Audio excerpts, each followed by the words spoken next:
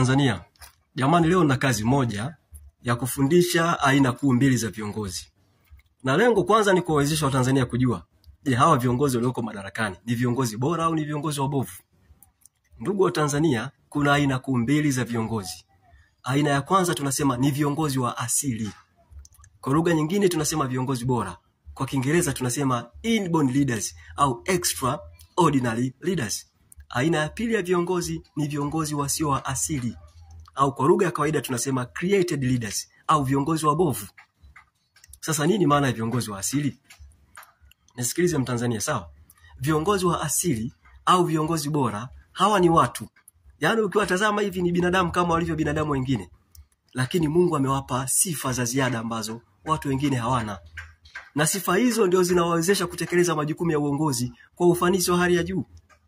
Nisikilize Mtanzania, hakuna kitu kigumu kama kupata viongozi wa asili au viongozi bora. Iwe ndani ya vyama vya siasa au katika uchaguzi wa dola. Na nchi ikifanikiwa kupata viongozi bora, ina nafasi ya kupiga hatua za kimaendeleo mara 10 zaidi kuliko nchi iliyopata viongozi wabovu. Sasa kwa urahisi au kwa ufupi, hebu tutazame sifa chache za viongozi wa asili au viongozi bora. Narudia tena, kinyume cha viongozi bora ni viongozi wabovu. Hakuna intermediate, hakuna katikati, hakuna.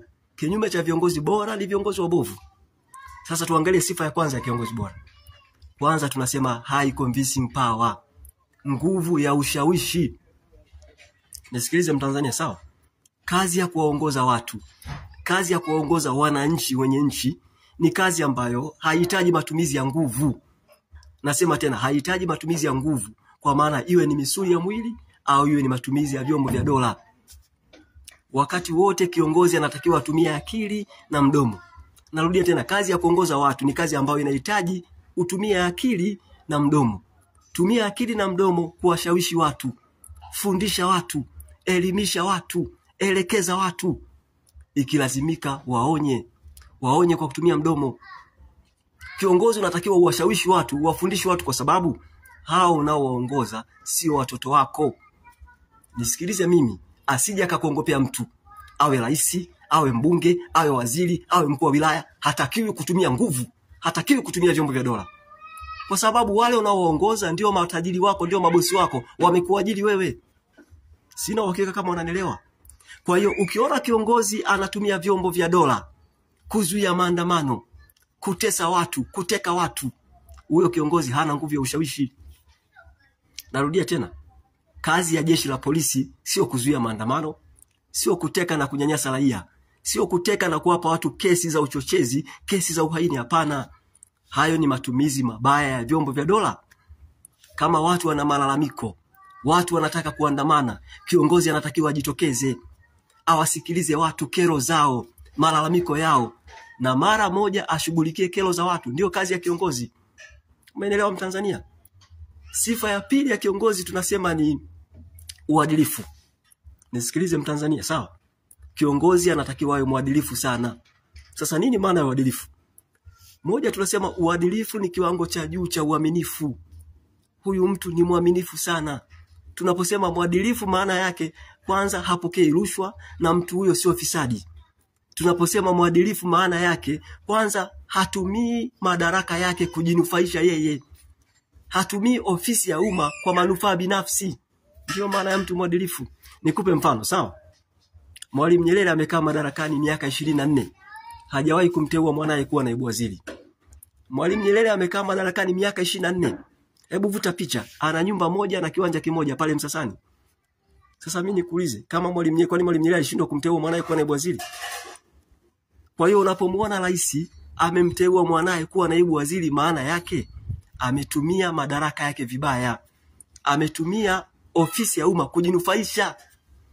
Kama unampenda mwanao usikamfungulie biashara. Narudia tena, unampenda mwanao kamfungulie biashara afanye. Kwa nini lazima umpe naibu waziri? Watanzania na nyinyi badilikeni. Ni wajibu wetu kujifunza kila siku. Mtu anapofanya makosa tumwambie hapo umekosea. Sasa sifa ya tatu ya viongozi bora au viongozi wa asili tunasema ni lazima wawe na akili nyingi. Narudia tena, viongozi bora au viongozi wa asili wanatakiwa wawe na akili nyingi. Hekima, ufahamu na kiwango kikubwa cha maarifa. Nisikilizeni Watanzania, sawa? Hakuna mtu ambaye hana akili. Kila mtu ana akili, isipokuwa tunatofautiana viwango. Wapo watu wana akili nyingi, wengine wana akili za kawaida.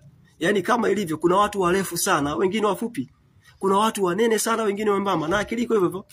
Kuna watu wana akili nyingi, wengine wana akili za kawaida, wengine wana akili ndogo. Kwa hiyo ni wajibu wetu mimi na wewe, tutafute viongozi bora, tutafute watu wenye akili nyingi. Hao ndio tuwape kazi ya kuongoza nchi. Hao ndio tuwape kazi ya kuongoza. Nisikilize Mtanzania. Kuna faida nyingi sana za kuwapa watu wenye akili nyingi kazi ya kuongoza. Kwa sababu watu wenye akili nyingi pia ni zawadi. Mungu ametupa sisi hao watu watusaidie sisi. Umenisikia Mtanzania? Na watu wenye akili nyingi, they can see the future. They can see beyond the shadow. Yaani wana uwezo wa kutatua changamoto nyingi zinazotukabili bila kutumia nguvu. Kwa mimi nitimishe kwa kusema kwamba unapoona mtu anatumia vyombo vya dola na wewe ujue convincing power yake iko very low. Na inawezekana hana kabisa convincing power. Na hii imekuwa ni tabia ya viongozi wa ovyo. Mtanzania nisikilize, ukiona mtu ameua watu, ujue huyo kwanza hana convincing power, pili amepoteza sifa ya kuwa kiongozi. Amepoteza sifa. Na ukiona mtu anashabikia watu wamekufa anashabikia, probably yeye hajauliwa mwanae, hajauliwa mume wake au hajauliwa mke wake. Na inawezekana yeye hajapunyuliwa hata na risasi. Ndio maana anakuwa jasiri kusifia. Bila shaka mmenielewa Tanzania. Mungu ibariki Afrika, Mungu ibariki Tanzania. Asanteni kwa kunisikiliza.